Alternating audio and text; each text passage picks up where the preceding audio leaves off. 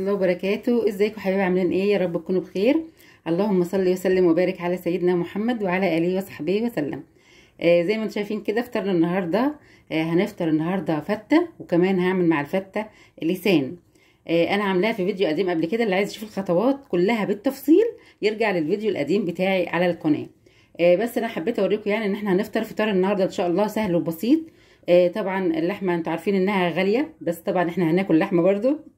اللحمه مع ان اللسان ب 150 جنيه والله، يعني يعتبر غالي برضو. انا جايبه لسان كندوز صغير. انا هوريكم الخطوه اللي انا هعملها، بس الحمد لله على كل حال. يعني برضو يعني لو الحاجه غاليه بنقدر نتعامل ونجيب مثلا، لو هنجيب مثلا كيلو ممكن نجيب نص، يعني لو الافراد يعني افراد الاسره صغيرين شويه يعني بتقسمي نص الكميه اللي انت بتجيبيها. لو بتجيبي مثلا 2 كيلو لحمه هاتي كيلو لحمه. يعني هنحاول على قد ما نقدر برضو نقتصد لحد ما الازمه دي تعدي على خير ان شاء الله، ويا رب تعدي على خير يا رب، وكل حاجه ترخص كده والناس كلها تجيب اللي نفسها فيه يعني. وكل سنه وانتم طيبين جميعا. فانا هوريكم الخطوه. انا عامله لحمه الراس دي اللسان على خطوتين. الخطوه الاولانيه انا بسلقه الاول في ميه بليمون، ميه واعصر عليها ليمونه واسلقه شويه صغيرين خالص 10 دقايق وارمي الميه تاني. دي تاني خطوه انا عاملاها بقى، هوريها لكم اهي. طبعا شايفين الشوربه، الله اكبر الله اكبر الله اكبر ما شاء الله. يعني الشوربه رايقه جدا زي ما انتم شايفين كده اهي. طبعا دي بقى بعد ما بدلق الميه، اللي هي اول مرحله بسلقه فيها الاول، برمي الميه وبعد كده بحطه في ميه تكون مغليه سخنه يعني. تسخنيها مثلا عندك على الكاتل على البوتاجاز، المهم تكون مغليه. شايفين الشوربه رايقه جدا ازاي؟ دي الشوربه بقى اللي تقدري تعملي منها الاكل وتشربي منها كمان، تحفه جدا وطعمها بيبقى خطير. انا حطيت ايه بقى في الشوربه دي علشان تطلع بالجمال اللي انتم شايفينه ده؟ انا عامله طبعا نص اللسان. اللسان بيبقى حجمه كبير حوالي يعني 2 كيلو ونص، ساعات بيوصل 3 كيلو، بس انا افضل بجيب اللي هي اللسان بتاع اللحمه الكندوز، اللي هي اللحمه الصغيره. لو انت مثلا عندك الحله اللي هي البروستو ممكن تجيبي برضو اللسان اللي هي اللحمه الكبيره عادي يعني، لان اللحمه انتوا عارفين ان اللسان بياخد وقت في السوا وكده. فانا بخلي الجزار يقطعه لي قطع كده، وبغسله كويس جدا بالملح والليمون والدقيق، وبعصر عليه ليمون كتير جدا. بيبقى ما فيهوش ريحه زفاره خالص. ميزه بقى ان انت بتسلقيه، معلش بس عشان ما اطولش عليكم الفيديو اكتر من كده برضو، عشان كده عملت الخطوات دي من غير ما اوريها لكم. السلق الاولاني ده ميزته ايه بقى؟ ان هو بيضيع ريحه الزفاره اللي في اللسان خالص، اللي هي بتبقى فيه ساعات مزلقه حاجات من دي، وانت كده كده بتبقى غسلاه، بس برضو مبقاش فيه ريحه زفاره خالص. مع سلقه بالليمون بيبقى تحفه جدا. يعني انا ريحه الشوربه دي شوربه لحمه بصراحه يعني. شايفين القطع اللحمه جميله جدا ازاي؟ طبعا احنا بنقشر القشور دي كلها، القشر الابيض ده احنا بنقشره بعد ما بتستوي تمام. بتحطي بقى عليها ايه؟ جزرايه وطماطمايه، ورق لورو زي ما انتم شايفين كده، بصلايه كمان. دي كل الحاجات، واللي هو الحبهان بيخلي ريحه الشوربه جميله جدا تحفه يعني. بس كده هعمل بقى الفته. طبعا الفته انا عملتها برضو معاكم قبل كده. انا العيش ده برضو، العيش ده بتاع البطاقه يا جماعه، بتاع التموين. يعني مش شرط ان احنا نشتري عيش محمص علشان نعمل الفته. بقطعه قطع صغيره زي ما انتم شايفين كده، وبحمصه في معلقه سمنه بلدي. مش شرط تكون بلدي برضو، ممكن تعمليها في سمنه عاديه خالص. اللي موجود عندك اعملي بيه، يعني مش هتقول لا.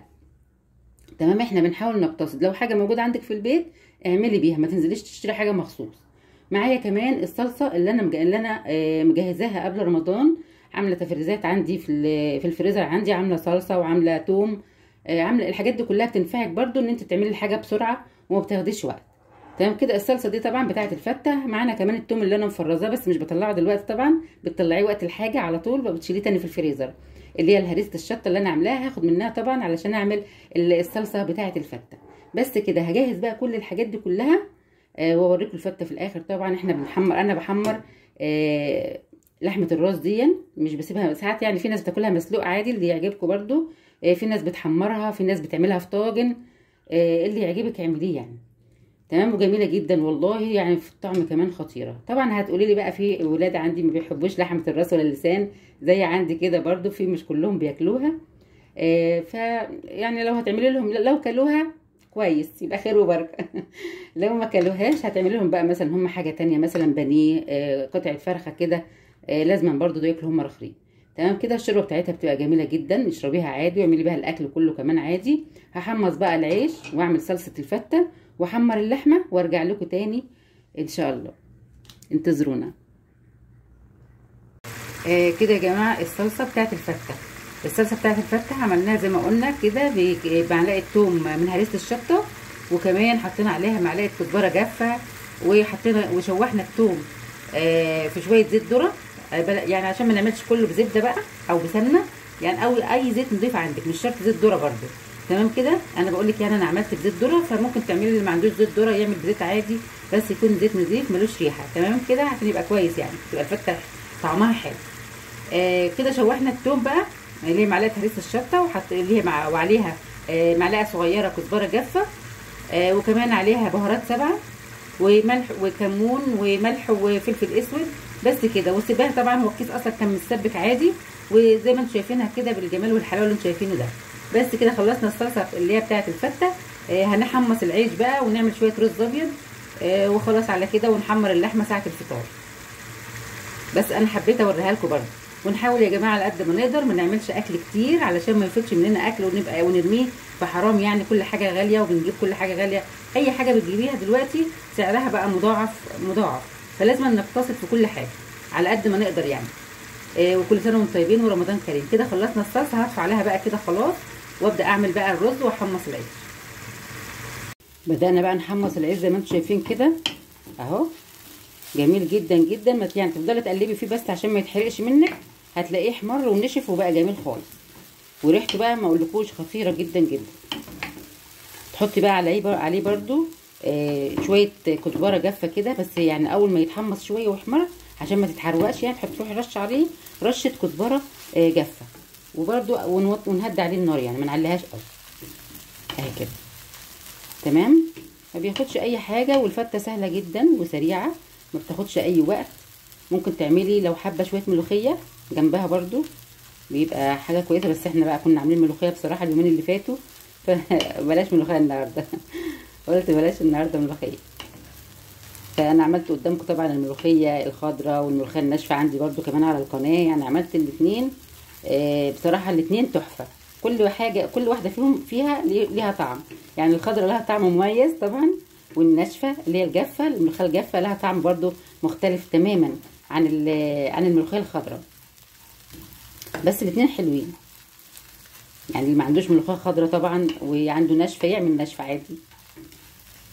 نصلي على الحبيب المصطفى صلى الله عليه وسلم. دايما يبقى لسانك كده يعني، مش في رمضان بس، في كل وقت لسانك يعني دايم في ذكر الله. صلى على الرسول صلى الله عليه وسلم على طول.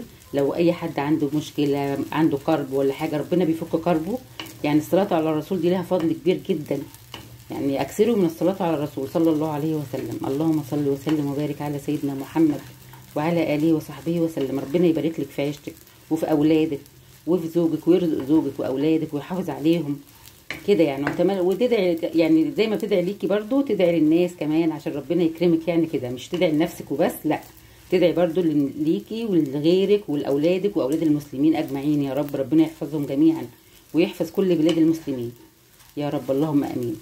وينصر فلسطين وينصر كل بلاد المسلمين يا رب. ربنا يحفظكم جميعا ويلطف بعباده، اللهم امين يا رب. شعب تركيا وسوريا ربنا يلطف بيهم وينصرهم يا رب اجمعين، واليمن ولبنان، كل بلاد المسلمين ربنا ينصركم جميعا يا رب. والجزائر وتونس، كل بلاد المسلمين ربنا ينصركم كده كمان. تمام. انا بس حبيت اتكلم معاكم بصراحه، بحب اتكلم جدا معاكم يعني، فمعلش لو الفيديو بيطول شويه. كده خلاص طبعا هحمصه بس يحمر كمان شويه، وخلاص بدأ اصلا ينشف كمان اهو، شايفين ما شاء الله بدأ ينشف العيش ويحمص كده. هطفي عليه بقى،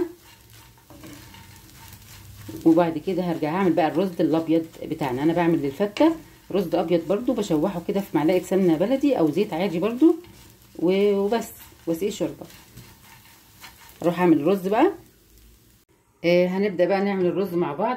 حطيت شويه شويه زيت في الحله، ومعاهم يعني نص معلقه زبده كده او سمنه بلدي، وادي نص كيلو رز هعمله عشان انا بعمله ابيض.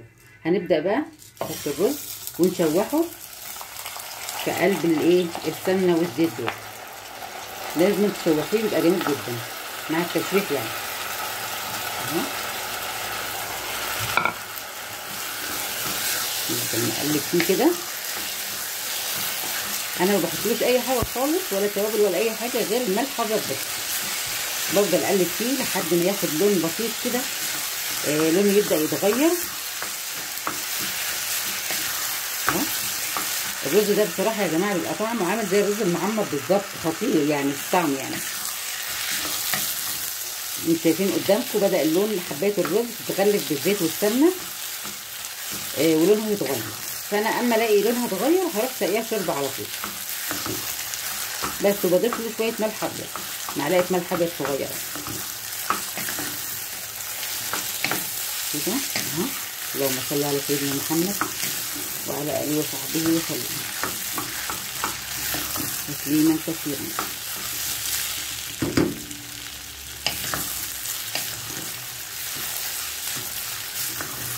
اهو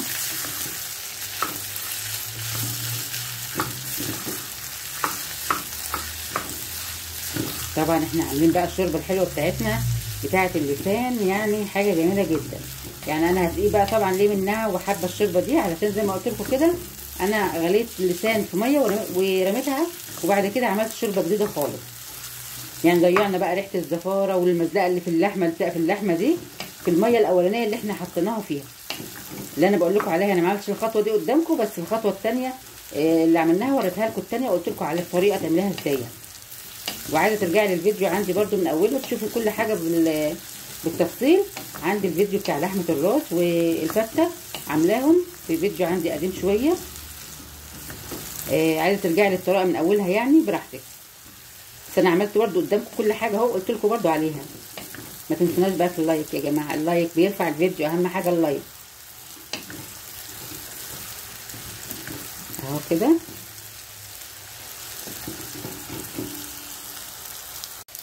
كده هنبدأ نزود بقى الشوربة بتاعتنا. بسم الله ما شاء الله اهي. هوريكم الشوربة برده جميلة ازاي ولونها تحفة تحفة. شايفين يا جماعة اهي، بسم الله ما شاء الله، ريحتها خطيرة. الطماطمية بقى هي اللي مديها اللون اللي هو المحمر سنة ده يعني، تمام. ما نقلقش من الموضوع ده عادي اهو ما شاء الله، بسم الله ما شاء الله.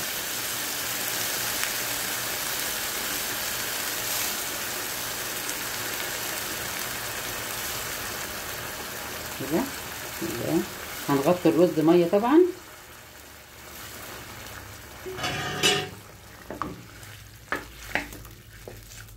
اهو. شايفين الجمال؟ ايه الجمال ده؟ الرز ده يا جماعه انا بحبه جدا، تحفه بصراحه. وبرده كل رز ليه مذاق خاص، في رز بشعريه ورز حبه وحبه والرز الابيض ده، فكل واحد فيهم ليه طعم طبعا مختلف. ما شاء الله كده حلو قوي كده اهو. نبدا بقى نجيب معلقه ملح ابيض صغيره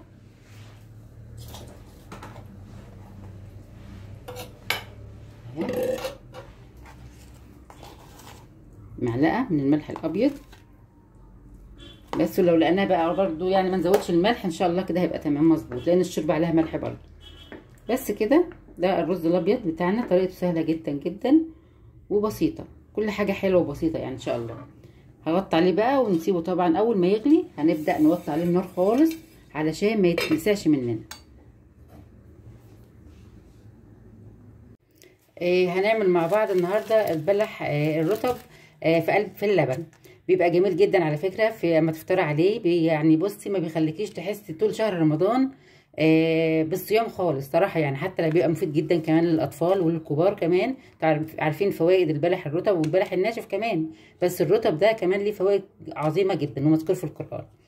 انا ده طبعا مخزناه عندي من فتره لما كان في بلح الاسمر موجود يعني في السوق، فجبته طبعا وخزنته. بتخزنيه بطريقه سهله جدا، بتجيبيه وترصيه في قلب الطبق زي ما انت شايفه كده، واحده جنب واحده كده الكميه اللي انت عايزاها، وتعينيه في الفريزر. ما تفتحيش عليه الا لما انت تكوني هتعمليه تمام كده. هنعمل ايه بقى دلوقتي بطريقه سهله جدا مش هتزهقي من تقشيره. انا معايا شويه من الميه حطاهم في طبق اهم. هحط بقى كميه من البلح، الكميه اللي انا عايزاها من البلح عشان اقشره سهل يعني. شايفين البلحه جميله جدا ازاي كمان اهو، ولا حصل له اي حاجه، زي ما هو البلح زي ما هي، حصلهاش حاجه. هتحطيه في الميه طبعا ما بتغسلهوش، انت بتجيبيه وتحطيه زي ما هو كده اهو. واحنا كده كده حطيناه في ميه اهو، هنقشره الكميه اللي احنا عايزينها. شايفين البلح ما شاء الله، واحده من واحده، كله شبه بعض. بس اهم حاجه تختاري البلحه تكون ناشفه، ما تكونش طريه. البلحه لما تيجي تجيبيها عشان تخزنيها تكون ناشفه وحلوه كده، ما تكونش طريه قوي يعني. اهي كده الكميه اللي انا هعملها. تغيير برضو، احنا بنعمل بلح اللي هو الناشف، بس قلت النهارده اعمل ايه البلح اللي هو الرطب ده، واوريه لكم برضو انه لما تخزنيه ما بيحصلوش اي حاجه، يقعد معاكي من السنه للسنه كمان من غير ما يحصل له حاجه. هنعمل شويه دول بقى اهو كده. احنا حطيناه في الميه، اول ما بتحطيه في الميه على طول وتيجي تقشريه سهل في التقشير جدا. شايفين القشره طلعت ازاي بكل سهوله. وبعد كده هنفتحها بقى ونشيل البذره بتاعتها اهي. بس بوريكم يعني ان هو سهل مش صعب. عايزه تشيل البذره برضو اهي، تشيل بسهوله اللي جواه كده. طلعنا النوايا بتاعته اهي، نقشر بقيته كده. وبعد كده بقى بتحطيه في اللبن. طبعا البلح معروف ان احنا ايه ده بنحطه في اللبن اهو. بسم الله ما شاء الله يعني. هقشر بقى كل الكميه، بس انا حبيت اوريه لكم عشان ما اطولش عليكم، وبعدين نرجع نحطه في اللبن اهو. سهل جدا ازاي، مش اي صعوبه. وكمان ايديكي مش بتلزق ولا حاجه لان انت حطاها في الميه اهي. سهل يا بنات، مفيش حجج يعني. في ناس كتير بتحب البلح اللي هو الرطب ده في اللبن اهو كده. وما بيحتاجش سكر، هو اصلا مسكر سكر رباني يعني، فما نحتاجش نحط عليه اي اضافات. هو شويه اللبن ويتحط فيه بيبقى مسكر عسل اهو. شايفين الجمال. هنبدا بقى نحط البلح يا جماعه الرطب في قلب زي ما انتم شايفين اتقشر اهو، شلنا منه البذر اللي هي النوايا بتاعته. شايفين الجمال بتاعه اصلا كانك لسه جايباه طازه. هتحطي بقى الكميه اللي انتوا بتحطوها يعني. كوبايه بلح، نص كوبايه البلح ونصها لبن اهي.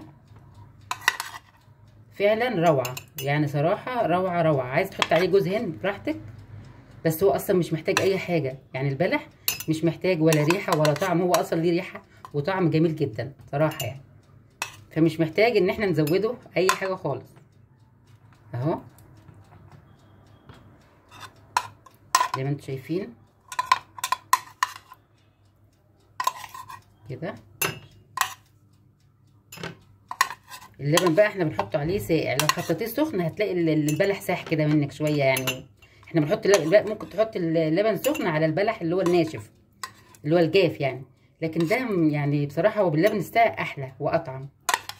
تمام كده كله تمام. هبدا بقى اضيف اللبن اهو زي ما انتم شايفين. بسم الله الرحمن الرحيم. شايفين الجمال. بصوا هو هيتنيه اصلا في كوبايته كده لحد ما تيجي تفطري هتلاقي اللبن مسكر من غير ما نحط له اي اضافات. البلح طبعا سبحان الله يا رب يعني مسكر من عند ربنا. بس كده اتفضلوا طبعا معانا. هنغرف باقي الاكل كده. خلاص غرفنا بقى الفطار بتاع النهارده. كان سهل بصراحه وبسيط والله. عملت الاكل بسرعه ما خدتش وقت فيه. ادي الفته يا جماعه، واللحمه حمرتها زي ما انتم شايفين. ده اللسان وطبق الفته الجميل المصري ده. شايفين اللذاذه مع الفوانيس بتاعه رمضان. عملنا كمان العصير الصوبيا بنحبه، والتمر كمان تمر هندي. وكمان عملت البلح عملته معاكم. البلح جميل جدا، ممكن تحط على الوش كده جوز هند، شويه جوز هند او شويه زبيب لو بتحبي برضو. بس هو البلح زي ما قلت لكم كده هو اصلا طعمه جميل وريحته حلوه من غير اي اضافات. وكمان ده شويه زيتون بقى من اللي انا خليته معاكم قبل كده. ده الزيتون اللي هو التفاحي جميل جدا جدا وما تهراش ولا فيه اي حاجه خالص. وجريتكم قبل كده الزيتون اللي هو الكلاماتا، كان موجود برضو على سفره رمضان عندنا. بس كده وبكده خلصنا الوجبه. اتفضلوا معانا طبعا، خلاص المغرب قرب جدا. وكل سنه وانتم طيبين جميعا، ورمضان كريم، وينعاد علينا وعليكم الايام بخير وعلى الامه الاسلاميه يا رب. اللهم امين يا رب العالمين. وفي نهايه الفيديو اقول لكم اتمنى لكم صوما مقبولا وافطارا شهيا. وتحياتي لكل اخواتي من كل الدول العربيه، من داخل مصر ومن خارج مصر. واشوفكم على خير ان شاء الله في فيديو جديد ووصفه جديده من وصفات ساميه زين. مع السلامه. اتفضلوا معانا.